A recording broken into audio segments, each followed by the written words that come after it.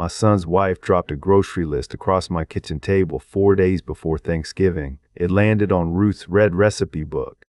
400 of my relatives are coming, Natalie said. Make sure everything is ready. My son Colin glanced at the list and grinned. Dad, you'll sleep in the doghouse out back. Natalie's parents get the master bedroom. So I sighed in relief and agreed. They laughed in my face. I lowered my eyes and gave them the tired expression they expected from a 69-year-old widower. You're right. I'm just the old man who bought all the groceries, hired the chefs, booked the servers, and paid the cleaning crew. I shouldn't expect a bed. Then I looked up with a wicked smile. Good thing I had a feeling this would happen. Their smiles vanished. My phone vibrated beside Ruth's book, and Tessa Lane, the forensic auditor I had hired 10 days earlier, had sent 6 words. 4 vendors. 1 family bank account. Natalie reached for the grocery list, but my hand was already resting on it. What does that mean? Colin asked. It means your special surprise has started, I said. I did not cancel Thanksgiving, and I did not send 400 innocent guests away, and I did not remove 1 plate from the table. Everyone would eat. The money meant for fake workers and equipment would stay exactly where it belonged. That distinction mattered. My name is Walter Sloan, and I founded Sloan Hospitality with my wife 37 years earlier. We built kitchens, staffed celebrations, and learned how much food a crowd actually consumes, and Colin controlled part of our company finances. Natalie owned a small event agency and believed my business accounts were family property. They had mistaken generosity for access. If someone has ever treated your home, labor, or money like a resource they inherited while you were alive, use the like button before we continue. Their insult exposed the contempt, and the invoices showed what that contempt had authorized.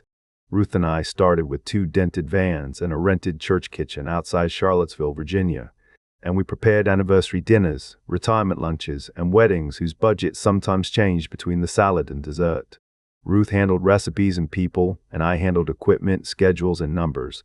Both jobs overlapped whenever something failed. Something always failed.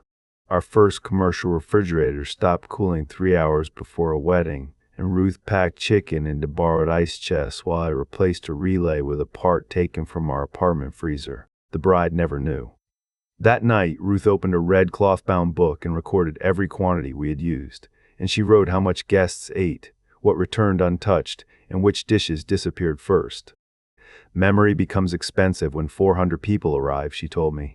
The book grew with the company, and 1 page covered a hospital fundraiser for 180 guests. Another covered a union picnic for 275, and every entry included portions, staff hours, rental counts, and waste. Its most worn pages described Thanksgiving dinner for 420 highway workers stranded during an ice storm in 1998. The state called us at noon, and Ruth served the first plate before 7. 30 turkeys, 42 pies, 8 cooks, 12 servers, 6 cleaners rotating through 2 shifts. Nobody slept. Ruth taped a photograph beside the figures, and it showed tired workers eating beneath fluorescent lights while snow covered their trucks outside. She wrote 1 sentence beneath it. Enough means counted honestly.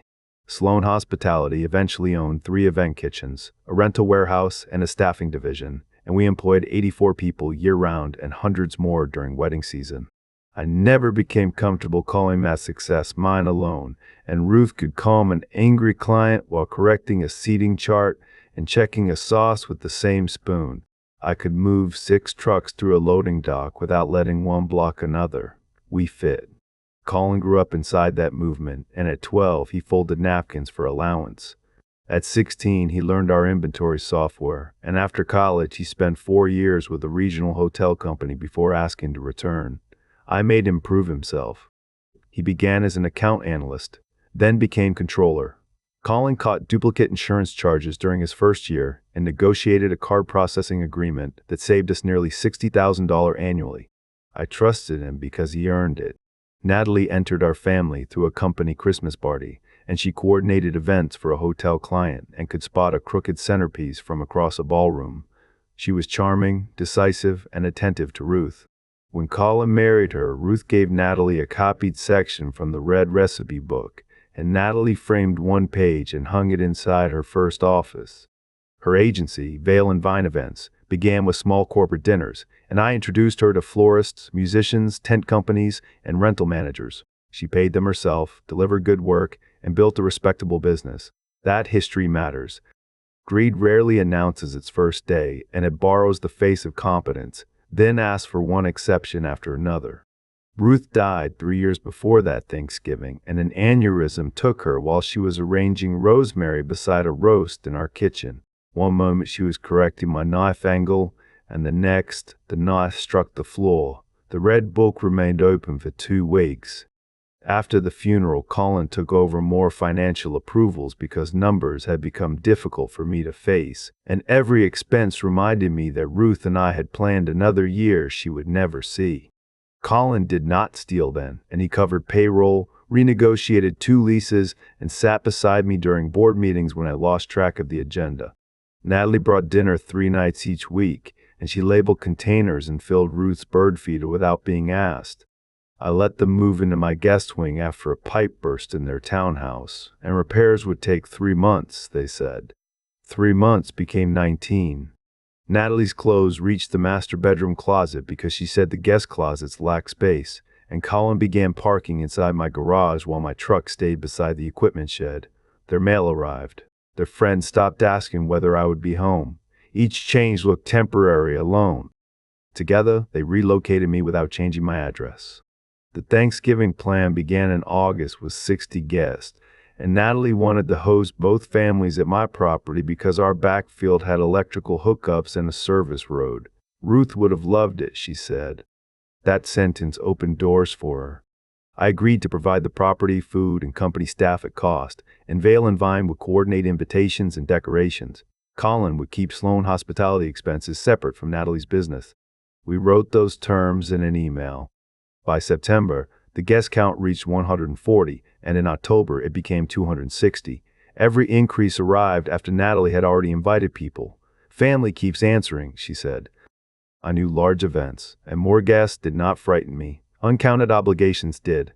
At 310 guests, I asked for a final attendance deadline, and Natalie agreed, then sent invitations to another branch of her family, 400. She set the number proudly, as though filling my land proved something about her importance. I opened Ruth's red book and calculated the event with Marisol Vega, our executive chef, and Marisol had worked beside Ruth for 20 years and knew which old notes represented recipes and which represented arguments.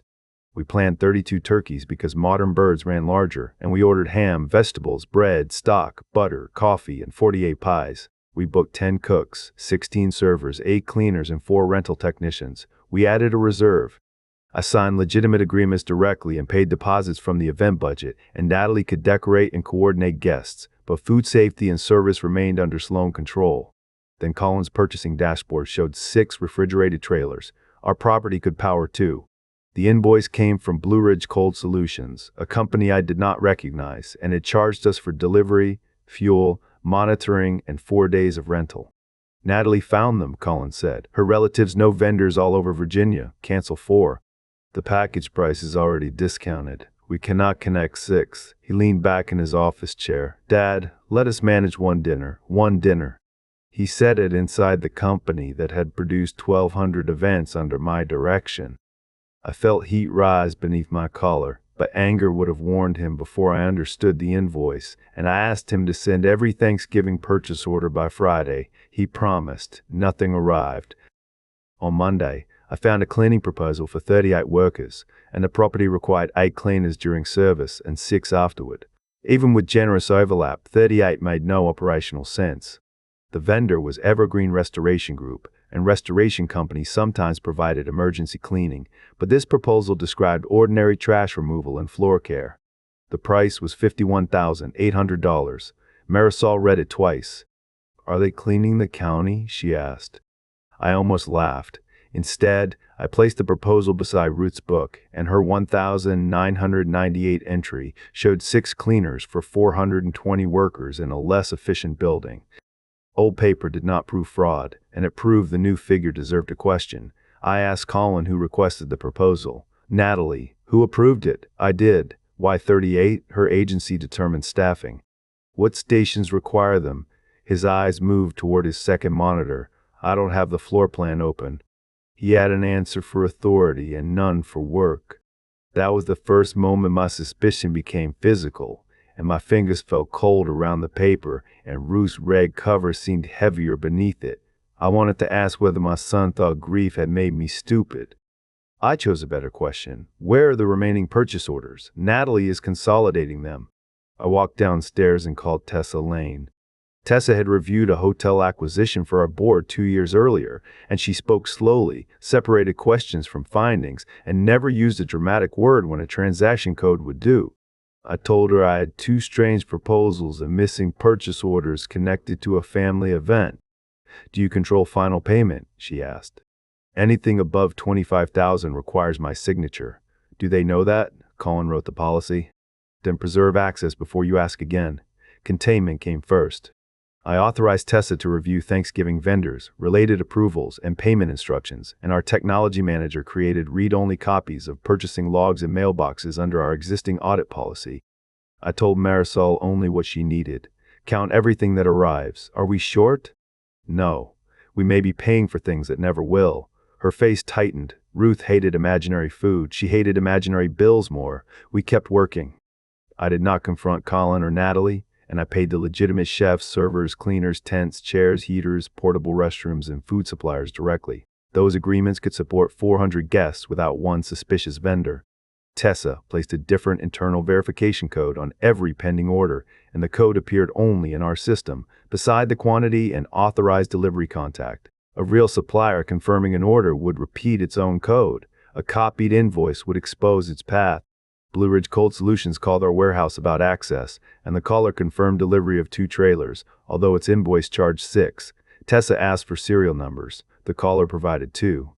Evergreen Restoration sent a roster with 38 names, and Tessa compared it with the staffing portal and found 8 active workers. 12 names lacked tax records, 9 repeated addresses. 5 phone numbers belonged to the same prepaid account. 4 names belonged to people who had attended Natalie's wedding. Evidence changed the room around me, and the office remained the same, but I no longer saw a son making careless approvals. I saw a controller certifying quantities he had no intention of receiving. That realization hurt more because I understood the work. Ruth and I had counted every plate when one missing tray could erase our profit, and Colin had watched us do it. He knew the difference between abundance and invention. He approved invention anyway. Tessa expanded the review to 2 more companies, and Ridgeway Table and Tent billed for 640 chairs, 12 beverage stations, and 3 generators. Our legitimate rental company had already contracted 420 chairs, 4 stations, and 1 backup generator.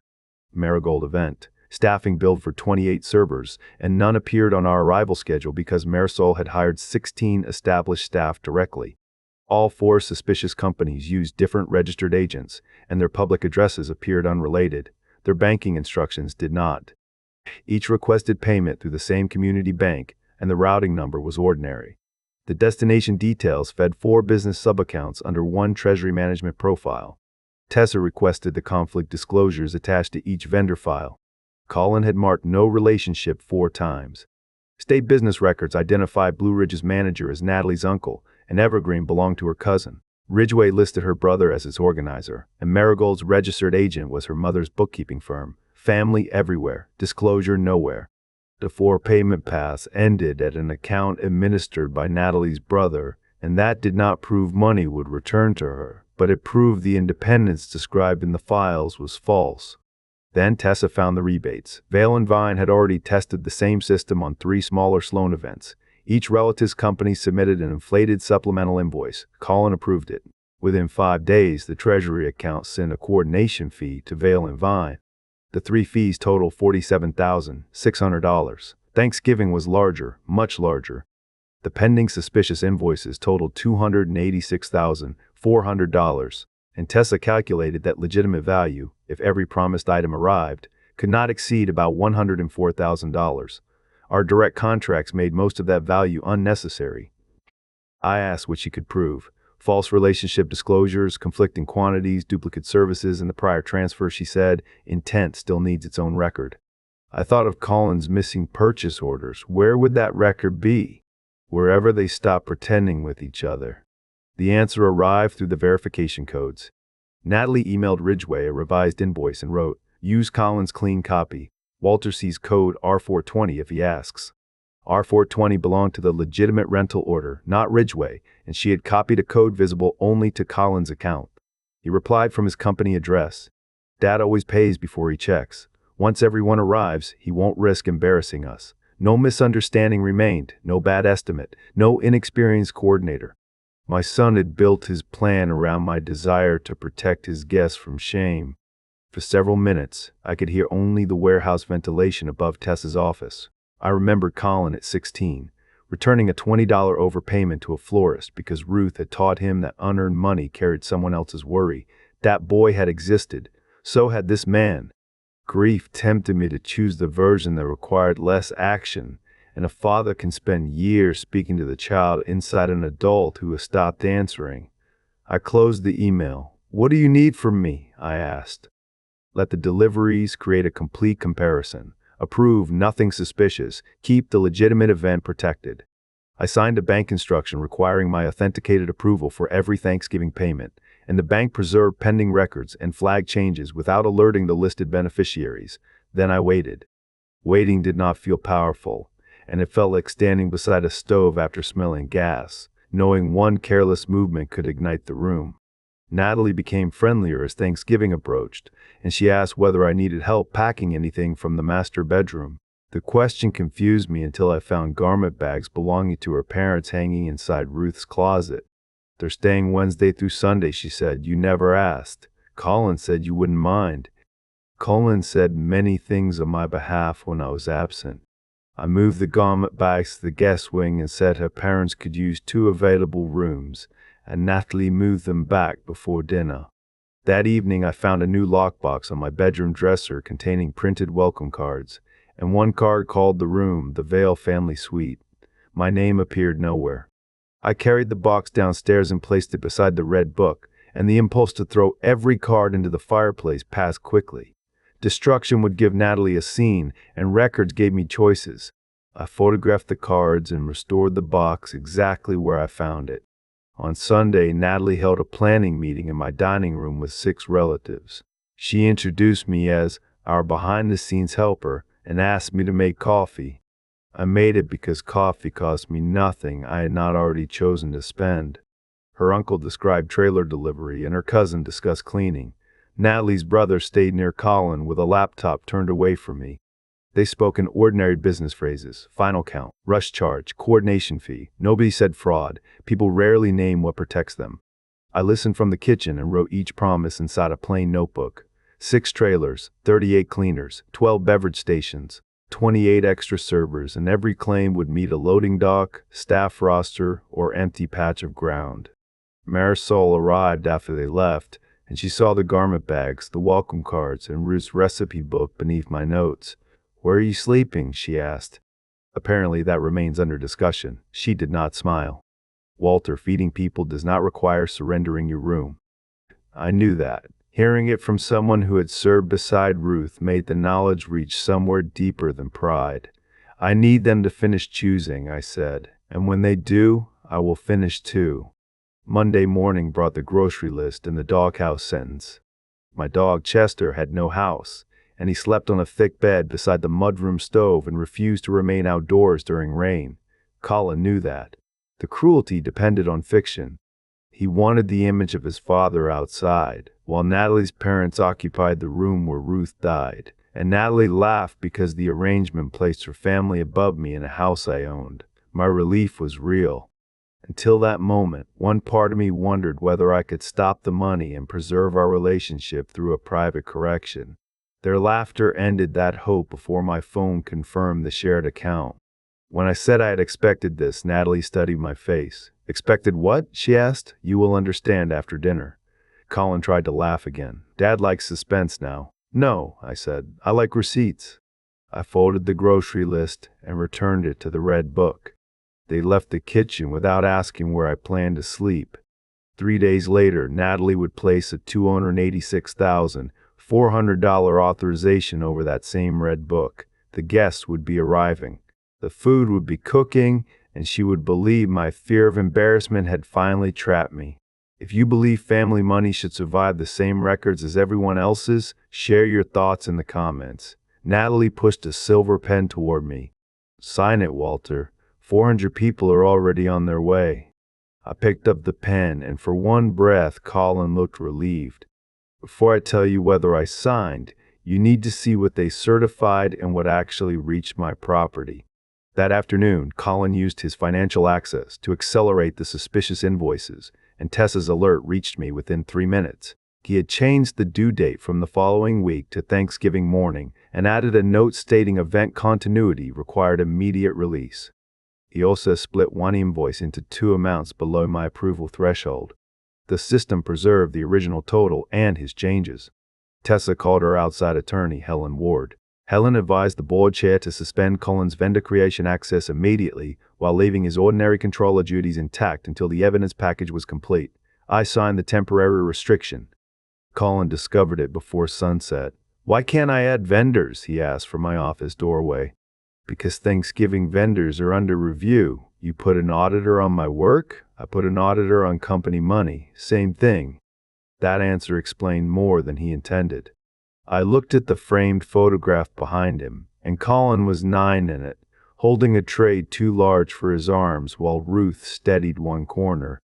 My chest tightened, but nostalgia could not authenticate a payment, and I told him existing legitimate orders remained active and every guest would be served. "Natalie will be humiliated," he said.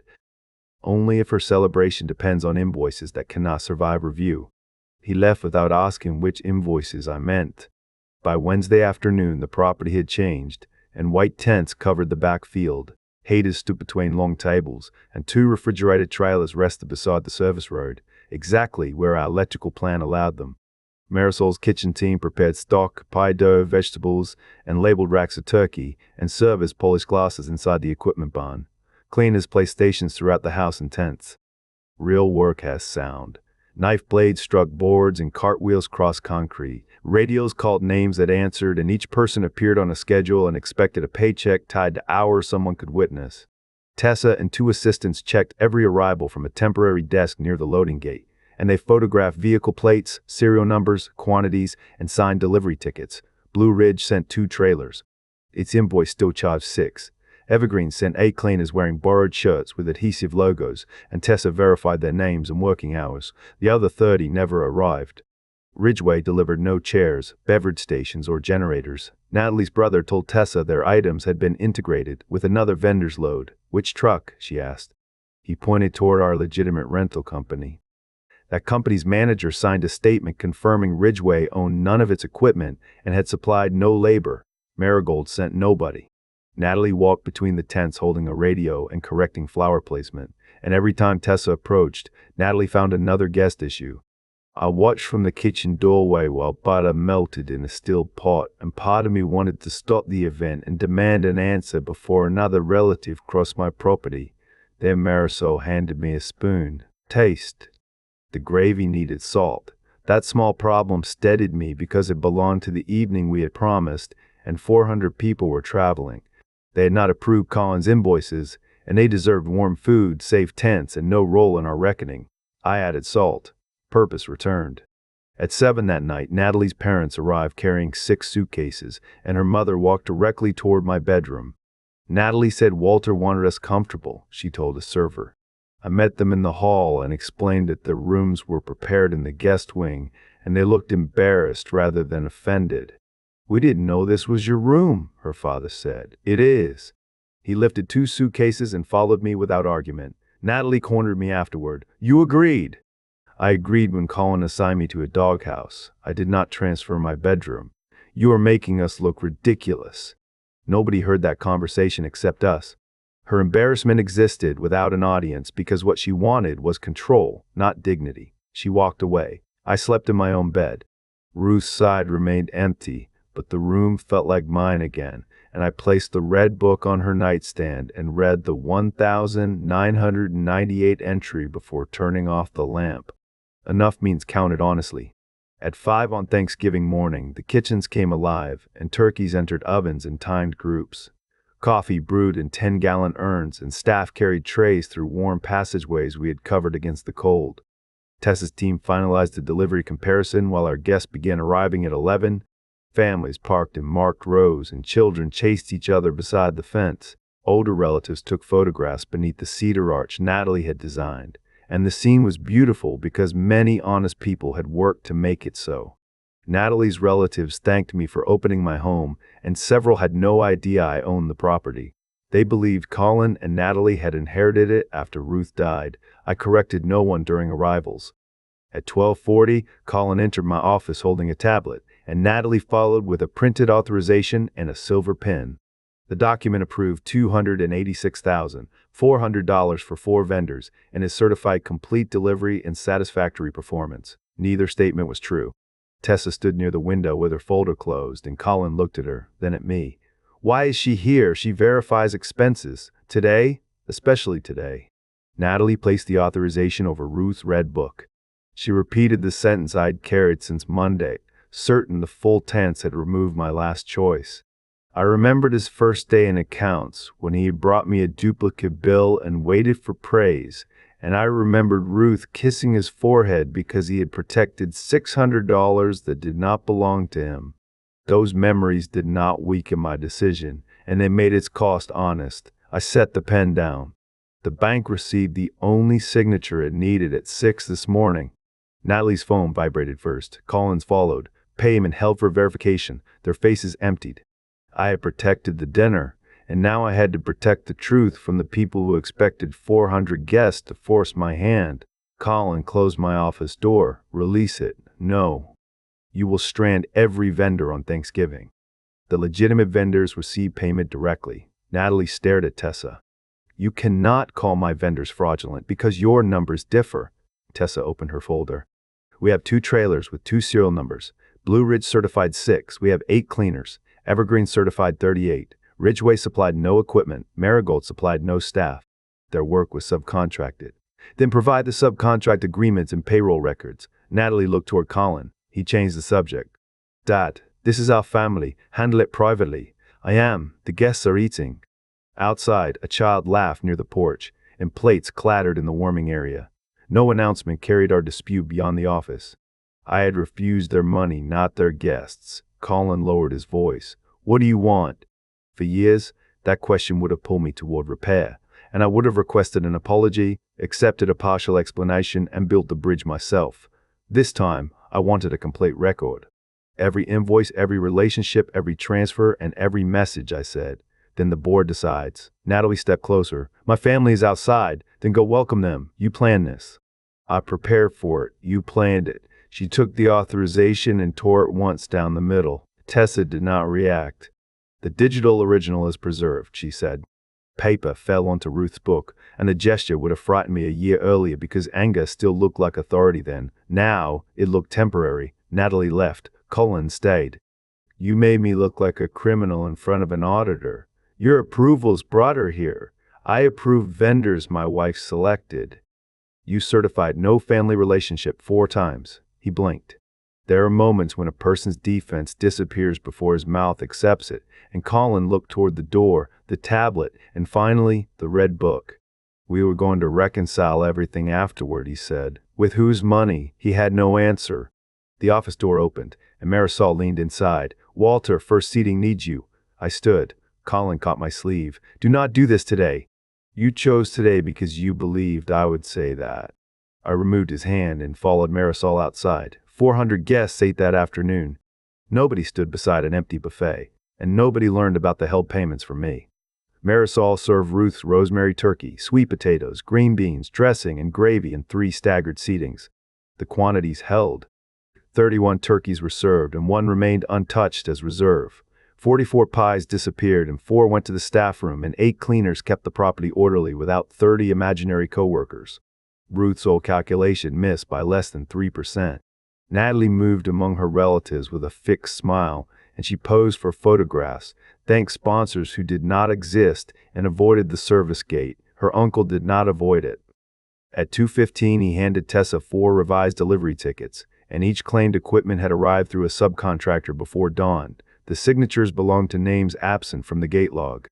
Tessa scanned the pages and returned the originals. At 2:23, Natalie texted two cousins asking them to create receipts for extra holiday labor. The company's preserved account captured the message because she used a Veil and Vine device enrolled in Sloan's vendor portal. At 2:31, Colin attempted to reopen vendor access from his phone, and the system denied him and recorded the attempt. At 2:40, he asked our technology manager to delete the disputed orders because they were draft duplicates. The manager refused and forwarded the request to Tessa. Every effort to repair the story created another record. I watched none of this unfold live. I carved turkey, carried a plate to Natalie's elderly aunt, and found a dry chair for a veteran who could not stand long. That choice was not mercy for Colin, and it was discipline for me. If I turned the holiday into a public trial, the fraud would become gossip, and by protecting the guests, I left Colin and Natalie with no crowd to blame for their choices. After sunset, Natalie's father found me near the kitchen. Colin said there was a billing disagreement, he said. The board will review it Monday. Is my family involved? Some vendors are owned by your relatives. I will discuss details after the review. He looked toward his daughter across the tent.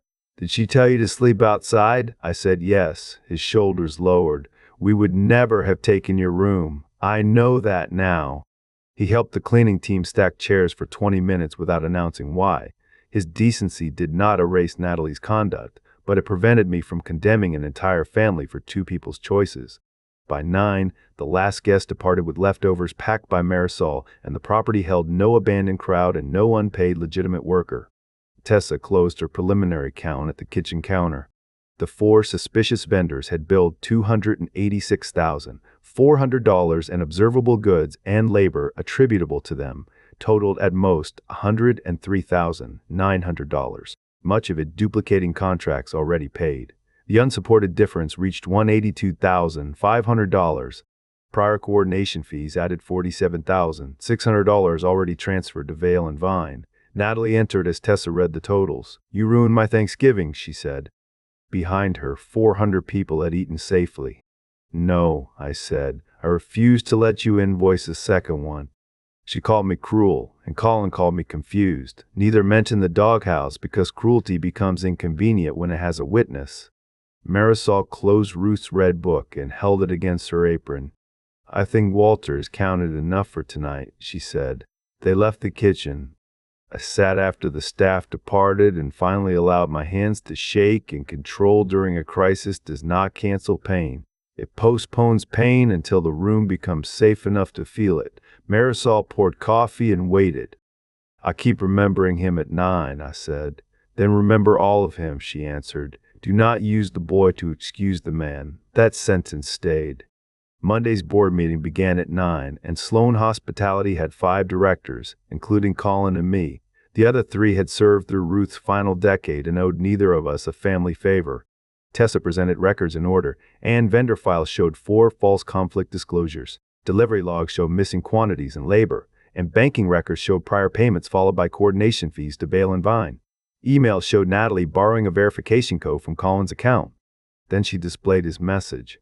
Dad always pays before he checks. Colin called it a joke. Director Marcus Bell asked what made it funny.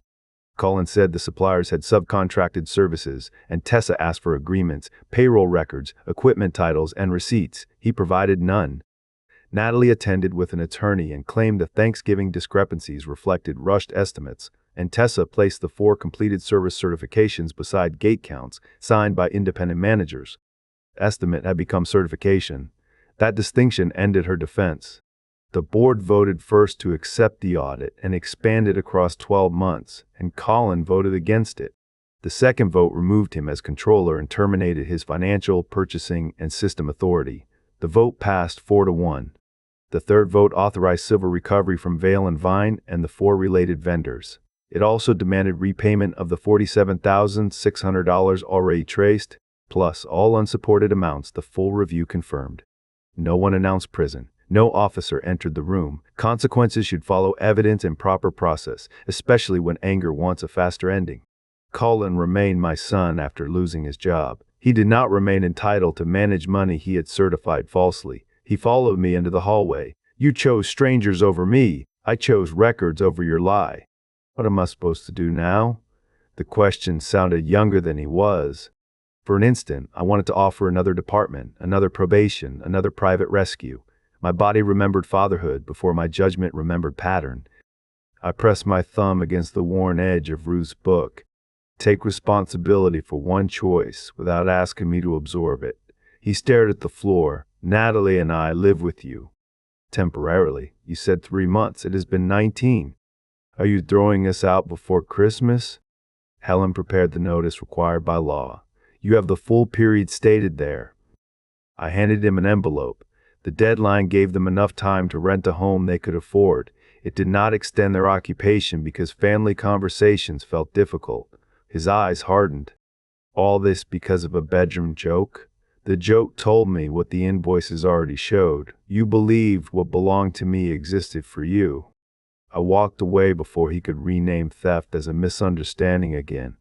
The expanded review took 7 weeks. It found no hidden fortune and no endless conspiracy. It found the 3 prior rebate payments, the Thanksgiving attempt, and $18,300 in unrelated personal costs Colin had coded to client development. Specific numbers mattered. Vale and Vine and the related vendors entered a civil settlement. They returned the $47,600 and repaid confirmed unsupported charges from earlier events. The Thanksgiving funds had never left the bank, so restitution addressed money actually transferred, not imaginary losses. Natalie sold her agency's new sport utility vehicle and surrendered 2 corporate contracts obtained through false vendor disclosures. Her relatives repaid their allocated shares under the settlement. Colin lost his bonus and used savings to repay the personal charges. He found accounting work with a small distributor months later without authority to create vendors. I did not interfere. He and Natalie left my property 36 days after receiving notice. Her parents helped load their furniture. Colin carried the final box past Chester's bed beside the mudroom stove. He stopped there. There was never a doghouse, he said. I know, I was being stupid. You were being honest about where you thought I belonged. He looked at me for several seconds, then carried the box outside. There was no embrace. Some boundaries lose their meaning when closure becomes a reward for the person who crossed them. I changed the financial controls at Sloan Hospitality. New vendors required independent ownership verification. Related party contracts went to the audit committee. No family member could approve a spouse's company, and 2 unrelated officers had to release significant payments. The system no longer required my child to be honest. That protected everyone, including him. The next Thanksgiving, I invited 32 people. Marisol brought her husband, 2 grandchildren, and 3 retired employees who had nowhere nearby to go. The kitchen team ate with us after service instead of disappearing through the back door. I gave the master bedroom to nobody. Nobody asked. Before dinner, Marisol placed Ruth's red book on the counter. Its cloth had faded around the edges, and a small gravy stain marked the 1998 page. We cooked Ruth's rosemary turkey and made 4 pies. Chester slept beside my chair, warm enough to snore through dessert. Marisol cut the last pie into narrow slices and asked how many Ruth believed 1 pie should feed. I found her note. 8 generously. 10 if people are talking. We were talking, so we made it 10. If this story reminded you that calm boundaries can protect love better than endless rescue, subscribe and join me for the next one. Family deserves generosity, but generosity needs truth beneath it. I still love Colin. Love survived. Access did not. Around that kitchen table, nobody measured my worth by the bill I could pay, the room I would surrender, or the humiliation I would absorb. They passed plates, told stories about Ruth, and left 1 chair close to mine. For the first time in years, my house felt full without making me disappear.